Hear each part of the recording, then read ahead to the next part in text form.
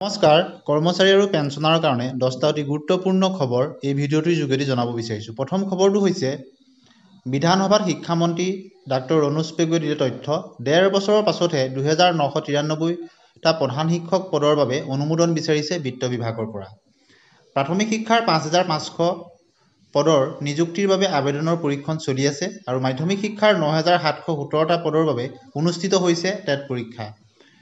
গতিকে নিম্ন প্ৰাথমিক বিদ্যালয়ৰ প্ৰধান শিক্ষক নিযুক্তিৰ ক্ষেত্ৰত গুৰুত্বপূৰ্ণ ঘোষণা কৰিছে শিক্ষামন্ত্ৰী ৰণোজ পেগু ডাঙৰীয়াই। দ্বিতীয়টি খবৰলৈ আহিছোঁ।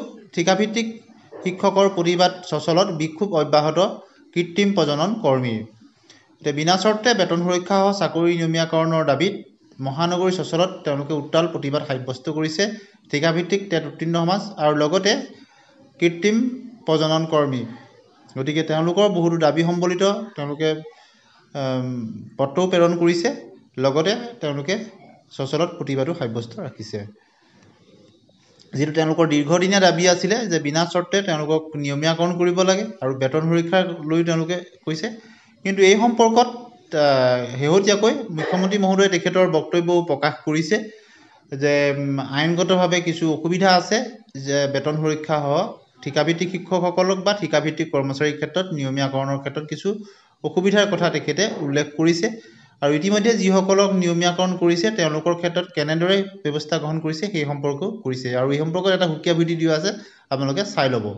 এতিয়া আহিছোঁ অন্য এটা খবৰলৈ। প্ৰাথমিক বিদ্যালয়ত প্ৰধান শিক্ষক নিযুক্তিৰ প্ৰক্ৰিয়া, অৰ্থাৎ প্ৰাথমিক শিক্ষকৰ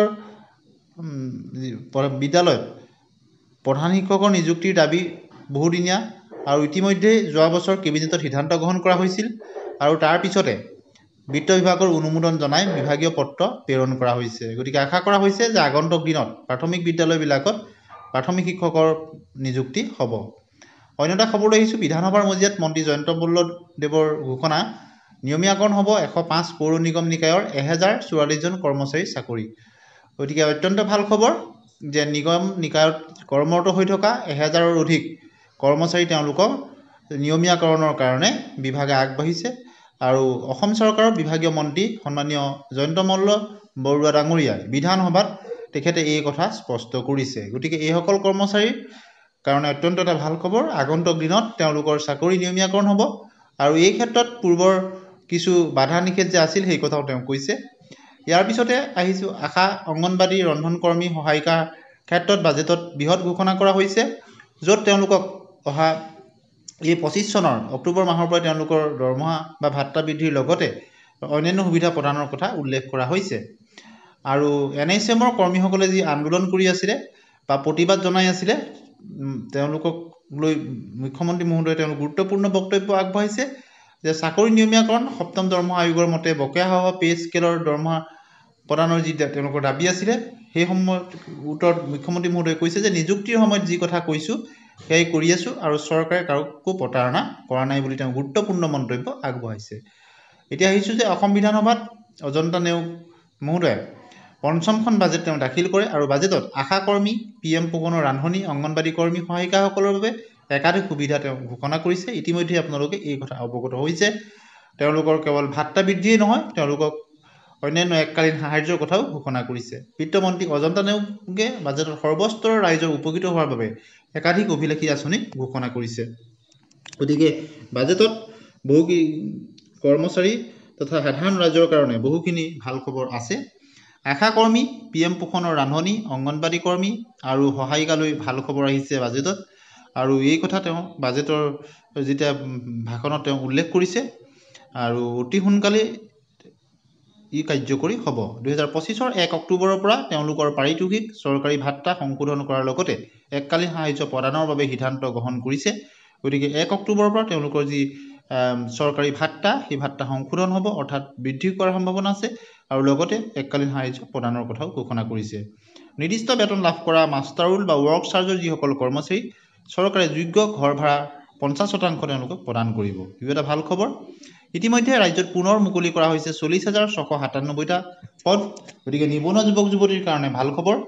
তৃতীয় চতুৰ্থ বৰ্গ অসম লোকসেৱা আয়োগ প্ৰাথমিক শিক্ষা মাধ্যমিক শিক্ষা সঞ্চালকালয়ত খালী হৈছে 40,000ৰো অধিক পদ। গতিকে নিবনুৱা যুৱক যুৱতীৰ কাৰণে অত্যন্ত ভাল খবৰ। তৃতীয় চতুৰ্থ বৰ্গ অসম লোকসেৱা আয়োগ প্ৰাথমিক শিক্ষা মাধ্যমিক শিক্ষা সঞ্চালকালয়ত এই বৃহৎ সংখ্যক পদ খালী হোৱাৰ কথা বাজেটত ঘোষণা কৰা হৈছে। গতিকে আগন্তুক দিনত তেওঁলোকৰ কাৰণে ভাল খবৰ। অসম অভিযন্তা সেৱা চিকিৎসা বিজ্ঞান আৰু স্বাস্থ্য খণ্ড আৰক্ষীটো ওলাইছে বৃহৎ সংখ্যক চাকৰি। গতিকে নিকা আৰু স্বচ্ছভাৱে 1 লাখ নিযুক্তিৰ পিছত প্ৰায় 1.5 লক্ষৰ অধিক নিযুক্তিৰ দিশত অসম চৰকাৰ আগবাঢ়িছে। ইয়াৰ উপৰিও 1 এপ্ৰিলত লাখপতি বাইদেউৰ একাউণ্টত সোমাব 10,000কৈ টকা। গতিকে লাখপতি বাইদেউসকলৰ কাৰণেও ভাল খবৰ। বিহালীৰ পৰা আৰম্ভ কৰা হ'ব মুখ্যমন্ত্ৰী উদ্যমিতা আঁচনি। ইয়াৰ উপৰিও শীঘ্ৰেই আহি আছে অৰুণোদয় 3.0। গতিকে বাজেটতে 3.0ৰ কথা ঘোষণা কৰা হৈছে। অৰুণোদয় 2025-26 বিত্তীয় বৰ্ষত অৰুণোদয় হিতাধিকাৰী হ'বগৈ 47 লাখৰো অধিক। ইয়াৰ উপৰিও কিতাপৰ ক্ৰয়ৰ বাবে প্ৰতিগৰাকী চৰকাৰী কৰ্মচাৰীক দিয়া হ'ব ধন। গতিকে এই বছৰটো যিহেতু কিতাপৰ বৰ্ষ হিচাপে ঘোষণা কৰা হৈছে আৰু 1000 যুৱ লেখকে লাভ কৰিব 25,000 টকা। লাখ লাখ চৰকাৰী কৰ্মচাৰীলৈ বৃহৎ ঘোষণা কৰা হৈছে এইখন বাজেটতে।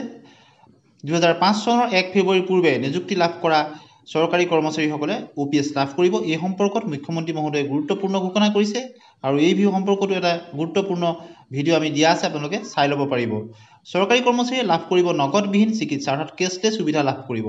লাখ লাখ আশা কৰ্মী অংগনবাড়ী ৰন্ধনকৰ্মী সহায়িকাৰ বৃদ্ধি পাব দৰমহা আৰু দৰমহা বৃদ্ধিয়েই নহয় তেওঁলোকক অন্যান্য সুবিধাও প্ৰদান কৰিব আৰু 25 চনৰ 1 অক্টোবৰৰ পৰা বৃদ্ধি কৰা হ'ব তেওঁলোকৰ পাৰিতোষিক। কেৱল পাৰিতোষিক বৃদ্ধিয়েই নহয় এককালীন সাহায্যও লাভ কৰিব এইসকল কৰ্মী সহায়িকাই। এতিয়া তেওঁলোকৰ কাৰণে এটা দীৰ্ঘদিনীয়া দাবী পূৰণৰ দিশত আগবাঢ়িছে। 1 এপ্ৰিলৰ পৰা 32 লাখ আত্মসহায়ক গোটৰ মহিলাই লাভ কৰিব উদ্যমিতা আঁচনিৰ ধন। গতিকে 1 এপ্ৰিলৰ পৰা মহিলা উদ্যমিতা আঁচনিৰ কাৰণে ভাল খবৰ। জলমিত্ৰৰ পাৰিতোষিক 1000 টকাকৈ বৃদ্ধি বাজেটত এই কথা উল্লেখ কৰা হৈছে। ইয়াৰ উপৰিও আপোনালোকে নিশ্চয় জানে কম্পিউটাৰ যিসকল লিটাৰেচি বাণীকান্ত কাকতি কম্পিউটাৰ লিটাৰেচি প্ৰগ্ৰেমৰ লগত জড়িত শিক্ষক কৰ্মচাৰীসকল তেওঁলোকৰ দৰমহা 20,000 টকালৈ বৃদ্ধি কৰা হৈছে আৰু 60 বছৰলৈকে তেওঁলোকক চাকৰিৰ কাৰ্যকাল বৃদ্ধি কৰি দিয়া হৈছে। গতিকে মাধ্যমিক পৰ্যায়ত যিসকল বাণীকান্ত কাকতি কম্পিউটাৰ লিটাৰেচি প্ৰগ্ৰেমৰ লগত জড়িত তেওঁলোকৰ পাৰিতোষিক 20,000 টকালৈ বৃদ্ধি কৰাৰ লগতে চাকৰি কাৰ্যকাল 60 বছৰলৈকে বৃদ্ধি কৰা হৈছে। গতিকে তেওঁলোকৰ কাৰণে অত্যন্ত এটা ভাল খবৰ আহিল এই বাজেটতে। ইয়াৰ উপৰিও বহুখিনি গুৰুত্বপূৰ্ণ খবৰ বাজেটত আহিছে। ইয়াৰ উপৰিও কেন্দ্ৰীয় কৰ্মচাৰী পেঞ্চনাৰলৈ এটা সুখবৰ আহিছে যে চলিত সপ্তাহতে বৃদ্ধি পাব পাৰে DA আৰু DR। আৰু যিহেতু প্ৰতি বছৰ মাৰ্চ মাহত ঘোষণা কৰা হয় প্ৰথমটো DA আৰু DR বৃদ্ধি। গতিকে এই বছৰ যিহেতু 25 চনৰ মাৰ্চ মাহ আৰু আগন্তুক যিহেতু হোলী আহি আছে তাৰ পূৰ্বতে কেন্দ্ৰীয় বাজেটত কেন্দ্ৰীয় যি কেবিনেটত এই ঘোষণা কৰাৰ সম্ভাৱনা আছে আৰু এতিয়া যি 53% DA আৰু DR লাভ কৰি আছে ই 2% বৃদ্ধিৰ পূৰ্ণ সম্ভাৱনা আছে। অৰ্থাৎ 53% DA আৰু DR বৃদ্ধি হৈ 55% DA আৰু DR লৈ হোৱাৰ পূৰ্ণ সম্ভাৱনা আছে আৰু কেন্দ্ৰীয় কেবিনেটত এই ঘোষণা কৰাৰ সম্ভাৱনা আছে। কিয়নো যোৱা বছৰ যদি আমি চাওঁ যোৱা বছৰ হোলীৰ পূৰ্বেই এই ঘোষণা কৰা হৈছিল কেন্দ্ৰীয় চৰকাৰৰ কৰ্মচাৰীৰ কাৰণে আৰু কেন্দ্ৰীয় চৰকাৰৰ কৰ্মচাৰী পেঞ্চনৰ ক্ষেত্ৰত যদি DA DR বৃদ্ধি পায় অসম চৰকাৰেও ইয়াৰ ঘোষণা কৰিব। কিয়নো অসম চৰকাৰে কেন্দ্ৰীয় চৰকাৰৰ মতেই সকলোখিনি ঘোষণা কৰি আছে আপোনালোকে নিশ্চয় জানে।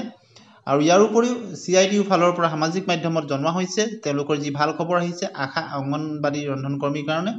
তেওঁলোকে লিখিছে যে দিছপুৰৰ ভিতৰত যাব নিদিয়ে। গতিকে উজান বজাৰ কাৰ্যালয়ত নিজৰ বিভাগীয় সঞ্চালকক সাক্ষাৎ কৰি বাজেটৰ প্ৰতিক্ৰিয়া জনালে অসম ৰাজ্যিক অংগনবাড়ী কৰ্মী আৰু সহায়িকা সন্থাৰ সজাতি দলে। চলিত অধিৱেশনত বৃদ্ধি ধন ধাৰ্য কৰক। গতিকে আজিৰ ভিডিঅ'টিত আমি এইকেইটা খবৰ আপোনালোকলৈ আগবঢ়াই দিলোঁ। ভিডিঅ'টি শেষলৈকে চোৱাৰ কাৰণে ধন্যবাদ।